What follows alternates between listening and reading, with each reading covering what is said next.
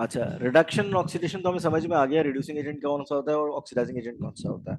अब हमारे पास कोर्स में तीन किस्म के कंपाउंड ऐसे हैं जो ऑक्सीडाइजिंग, दो किस्म के कंपाउंड ऐसे हैं जो ऑक्सीडाइजिंग एजेंट के तौर पे यूज होते हैं। एक नंबर वन है एसिडिफाइड पोटेशियम डाइक्रोमेट। इसका फॉर्मूला देख लीजिएगा, K2Cr2O7। ये ऑरेंज कलर का कंपाउंड होता है, ठीक है। अब अगर ये किसी ऐसे सब्सटेंस के साथ मिलाऊंगा जो ऑक्सीडाइज हो रहा होगा, यानी कि जो ऑक्सीडाइज हो रहा होगा, यानी जो ऑक्सीजन गेन कर रहा होगा या लॉस ऑफ इलेक्ट्रॉन कर रहा होगा, तो अगर इसको मैं लाऊंगा तो ऑरेंज से किस कलर में हो जाएगा ये?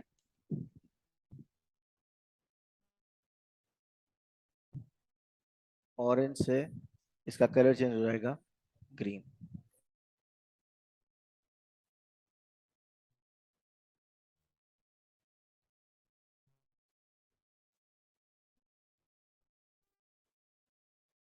नहीं समझ में आया क्वेश्चन तुम्हारा मुझे?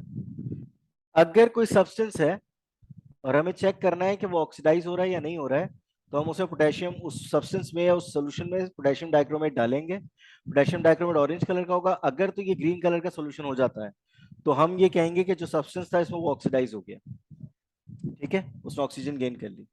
इसी तरह दूसरा एजेंट कौन सा होता है हमारे पास? एसिडिफाइड, इसकी बात मैं कर रहा था अभी, रुक जाओ। एसिडिफाइड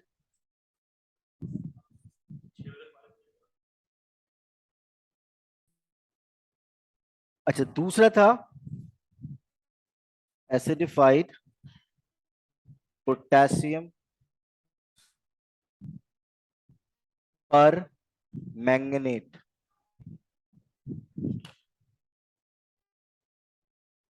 मैंगनेट, इसको बोलते हैं केमिनोफोर।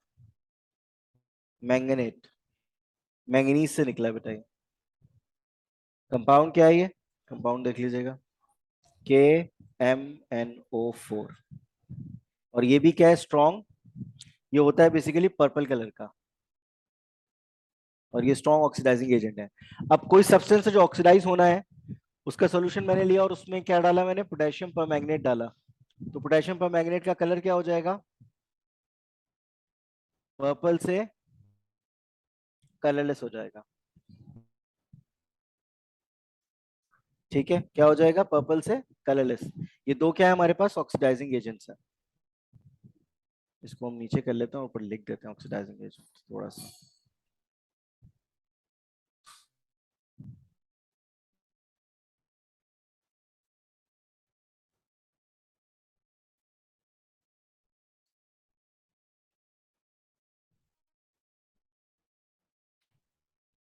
Oxidising agents. अब मैं लिख रहा हूं एक हमारे पास जो मौजूद है वो है दूसरा रिड्यूसिंग एजेंट। रिड्यूसिंग एजेंट वो क्या है वो देख लेते हैं। वो है aqueous potassium iodide. Aqueous potassium iodide, ठीक है। अच्छा, इसका फॉर्मूला क्या होता है? के आई। सिंपल फॉर्मूला है इसका, के आई। और इसका कलर होता है, ये होता है कलरलेस सॉल्यूशन होता है, ठीक है। अब अगर कोई ऐसी चीज है, हाँ कह सकते हैं आप, हर जगह यूज कर सकते हैं इन्हें। हम बेसिकली कोई प्रोडक्ट वगैरह बनाते हैं ना, हमें बेसिकली होता ये है, जब आप स्टडीज पढ़ेंगे आगे जाके, केमिस्ट्री वगैरह परस्यू करेंगे, ऑक्सीडाइजिंग एजेंट रिड्यूसिंग एजेंट हम इस वजह से लेते हैं कि हमें बॉडी की केमिस्ट्री को मैच करना होता है। ड्रग वगैरह बनती हैं या डिफरेंट चीजें बन रही होती हैं, तो हमारी बॉडी में भी यही चीज चल रही होती है, ऑक्सीडाइज हो रहा होता है कोई चीज रिड्यूस हो रही होती है। तो हमें मोड ऑफ एक्शन को बेहतर करने के लिए या किसी प्रोडक्ट को बनाने के लिए चेक करना पड़ता है बार बार। तो हम हर एक के साथ यूज कर सकते हैं, कोई मसला नहीं। ये पोटेंट हमारे पास चीजें होती हैं जिससे हम यूज कर सकते हैं चीजें। अच्छा जी, इसका कलर होता है अगर कोई ऐसे सब्सटेंस है या सॉल्यूशन है जो रिड्यूस होगा, यानी जो क्या करेगा, ऑक्सीजन को छोड़ देगा या हाइड्रोजन टेकअप कर लेगा या इलेक्ट्रॉन गेन कर लेगा, ऐसा कोई सब्सटेंस मौजूद है तो क्या होगा ये, इसका कलरलेस, कलरलेस से क्या हो जाएगा ये, वॉयलेट कलर का हो जाएगा। कुछ जगहों पे ब्राउन होगा स्लैश वॉयलेट भी हो सकता है, लेकिन आपने ब्राउन कलर याद रखना है, ठीक है। Colourless to brown, potassium iodide का कलर, ठीक है। ये इंपॉर्टेंट चीज थी जो उस दिन रह गई थी, मैंने करानी थी, ये हो गया। अब आ जाए, ऑक्सीडाइजिंग एजेंट हो गया, रिड्यूसिंग ये कर लिया हमने। हाँ, मैं एसिड और बेस की बात कर रहा था, वो जरा समझ लो, इसी में कर लेता हूँ।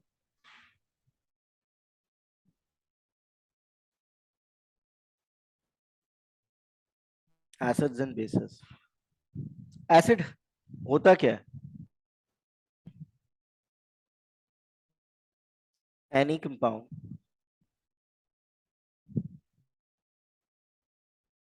which gives H positive ions in its aqueous solution। Aqueous solution ये पानी वाले सॉल्यूशन, अगर कंपाउंड किसी कंपाउंड को पानी में घोलूं, अगर वो जो पॉजिटिव आयन बन रहा है डिसोसिएट होगा ना अपने आयंस के अंदर, यानी कैटाइन और एनाइन में डिसोसिएट होगी कंपाउंड, जैसे ये Na है, Cl है, इसको डिसॉल्व करूंगा टूट जाएगा Na प्लस में और Cl नेगेटिव में, ऐसे ही है। तो ये तो नहीं है एसिड।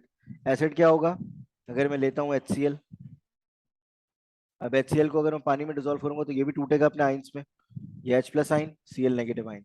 अब ये क्या दे रहा है मुझे, H पॉजिटिव आइन, तो HCl क्या है, एसिड है, ठीक है। इसी तरह H2SO4, इसको तोड़ूंगा पानी में डाल के तो ये H प्लस आइन देगा और SO4 नेगेटिव आइन दे देगा दो, ये देखिए क्या दे रहा है, H पॉजिटिव आइन दे रहा है, तो ये भी एसिड है,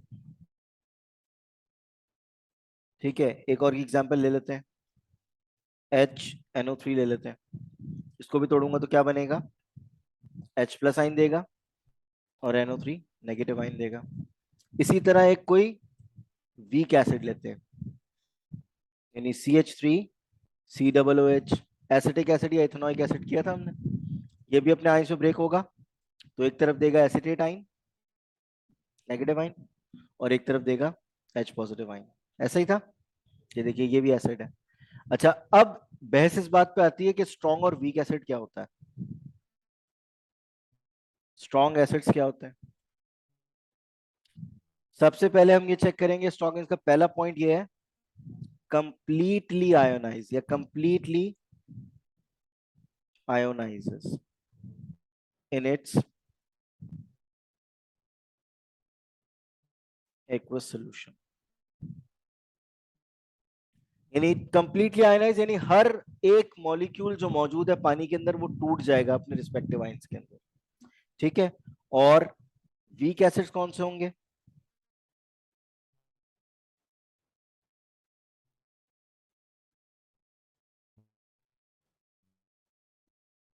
इसका दूसरा तरीका भी बताऊंगा। वीक एसिड्स क्या कौन से होंगे, जो पार्शियली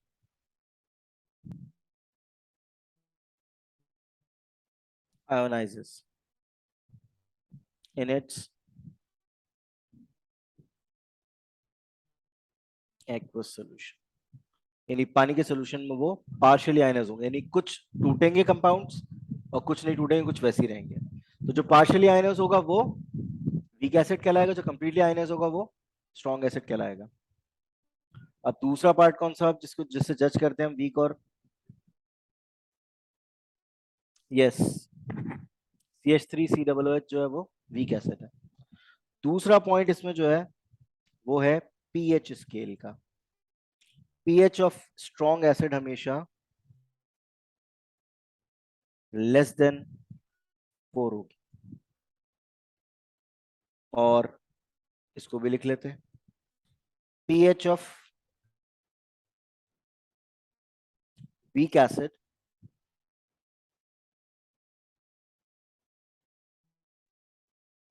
ग्रेटर देन 4 होगी। ठीक है। अच्छा, पीएच क्या होता है? पीएच का स्केल देख लो। अब एक मैं पीएच स्केल भी ड्रॉ कर देता हूँ यहाँ पर। पीएच के लोगवी मायने क्या है? Power of hydrogen ions. ठीक है, कितने हाइड्रोजन आयंस किसी सॉल्यूशन में मौजूद हैं? ज्यादा होंगे तो पीएच डेफिनेटली कम होती जाएगी, वो तो बेसिकली लॉग का सीन है। लेकिन पीएच कम होगी। अब पीएच स्केल क्या होता है ये देख लेते हैं। मैं एक लाइन ड्रॉ कर लेता हूँ।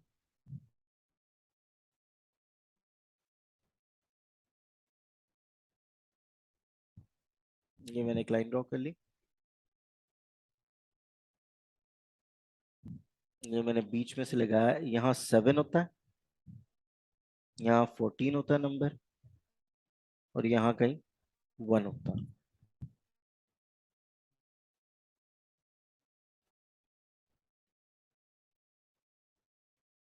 अच्छा, ये चीज होती है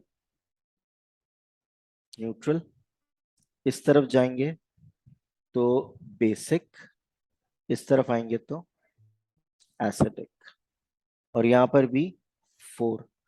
ये वाले रेंज में जो होंगे वो वीक एसिड्स होंगे, और ये वाले रेंज में जो होंगे वो स्ट्रॉन्ग एसिड्स होंगे। ठीक है। और ये 7 क्या है? 7 न्यूट्रल है। यानी जो हम पानी पीते हैं उसकी पीएच कितनी होगी? 7 होती है।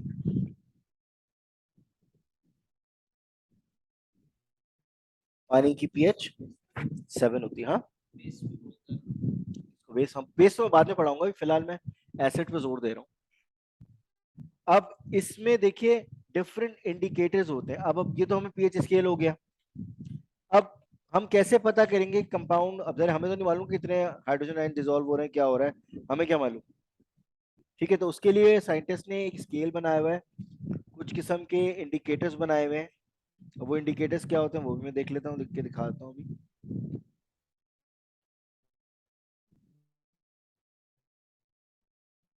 इंडिकेटर्स 4 किस्म के हमारे कोर्स में मौजूद हैं, वो कर लेते हैं। असल में यार कलर्स जो है ना, मुझे भी ना, मैं बचपन से शायद डिसलेक्सिक था, पता नहीं क्या था मुझे कलर्स का और उसका ना याद रखना ना, मुझे भी बड़ा मसला होता है भाई साहब, सी बात। अच्छा जी, इंडिकेटर्स देख लें।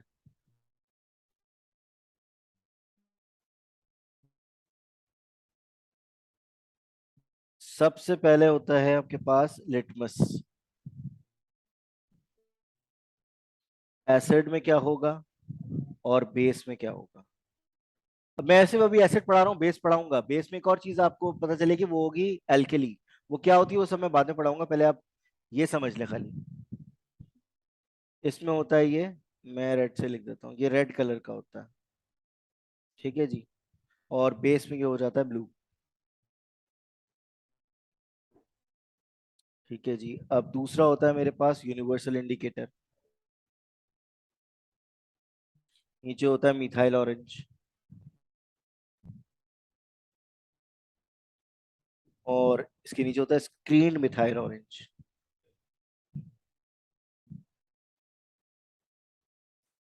ये सारे के सारे होते हैं रेड एसिड में।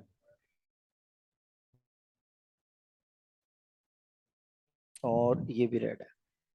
ठीक है। एक और होता है आखिर में, होता है फेनोफिथिलीन। फेनोफिथिलीन बोलते हैं इसे हम लोग, याद करने के लिए फेनोफिथिलीन बोलते थे इसको। फेनो फेनोल फिथिलीन, पीएच स्पेलिंग मुश्किल से याद होती है यार। फिलीन। ठीक है। ये एसिड में जी कलरलेस होता है, और बेस में जाके ये पिंक हो जाता है। लेकिन अगर आप ज्यादा डालते रहेंगे तो ये रोजा ही बन जाता है। कलर पिंक देगा वैसे ये, लेकिन रोजा ही बन जाएगा। No no no, hydrochloric acid is a strong acid. PH कम होती है उसकी फोर्स से। मैं स्ट्रॉन्ग एसिड लिखवा देता हूँ अभी। ब्लू कलर होगा, अबे यार वॉलेट की स्पेलिंग, मेरी अंग्रेजी बहुत खराब है भाई, माजरत के साथ। स्पेलिंग्स बहुत मिस्टेक होती है मेरी। मेरा वाहिद ग्रेड ऐसा था जिसके ऊपर मेरी अम्मा ने कहा था ये क्या है, और मेरा अंग्रेजी में सी आया था। 6 स्टार, एक ए, 8 स्टार, एक ए और एक सी।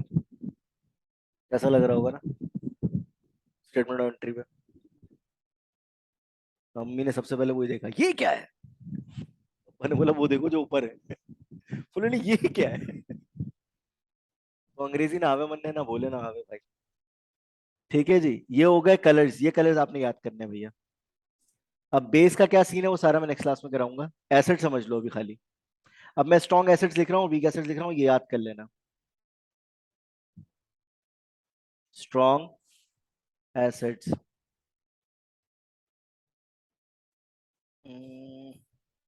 नंबर वन है HNO3, नाइट्रिक एसिड। दूसरा है H2SO4, सल्फ्यूरिक एसिड। तीसरा है जी H3PO4, फॉस्फोरिक एसिड। और last but not the least HCl, hydrochloric acid. ठीक है, क्या तक क्लियर है। वीक एसिड लिख लेते हैं।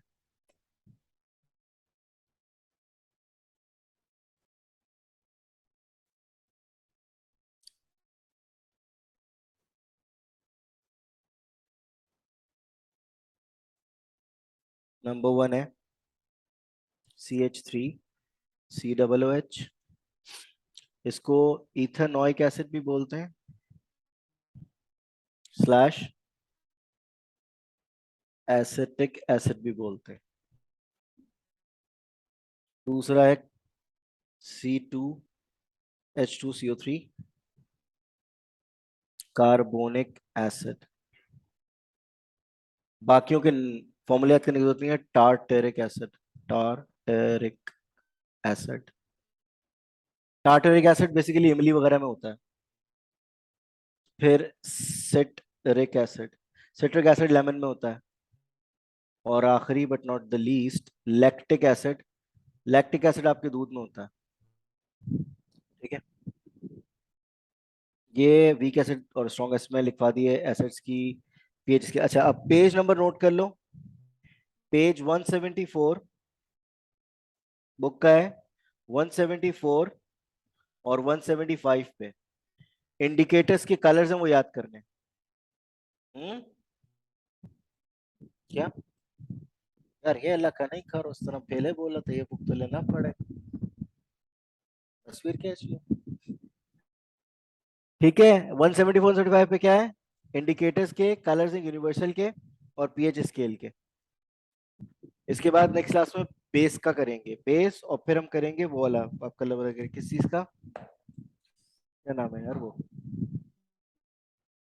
हाँ, अब जो क्लासेस वो करेंगे वो बेसिकली डिफरेंट टॉपिक्स को मैं समराइज करता चला जाऊंगा। ठीक है, 7 से 8 लेसन रह गए हमारे कोर्स कंप्लीट होने में। ठीक है, हिसाब लगा रहा था आज मैंने, फिजिक्स में भी 6 7 लेसन, इसमें भी 6 7 लेसन। ठीक है, उसके बाद पास पेपर्स।